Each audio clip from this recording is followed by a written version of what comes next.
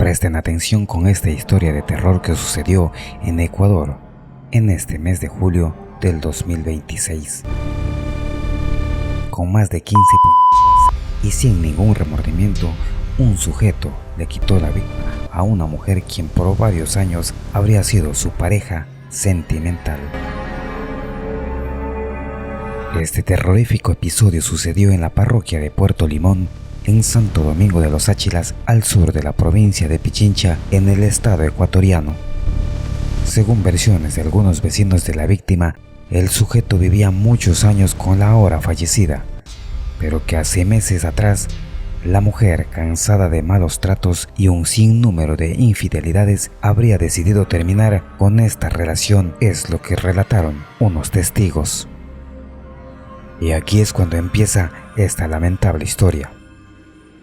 Luego de realizar varias investigaciones con testimonios de los testigos que pudieron presenciar este macabro hecho, pude recaudar algunos datos reales. Y es que el despiadado hombre, luego de ser echado del domicilio en donde anteriormente vivía con su pareja, empezaba a planificar este capítulo aterrador que era el de acabar con la existencia de su expareja. Y entonces, cuando el victimario vio una mínima oportunidad real para cometer el delito, puso en marcha su plan macabro.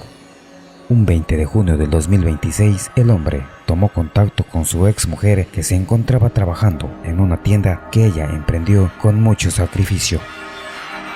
Pues el sujeto, luego de varios minutos y en una conversación en donde le habría hecho creer que se encontraba arrepentido por todo el daño que le causó, terminó por convencerla y así poder verla al siguiente día. Y es que ella, inocentemente y llevada por el amor de madre hacia sus hijas, decidió dar entrada al psicópata y sin imaginar que su vida estaba por llegar a su fin.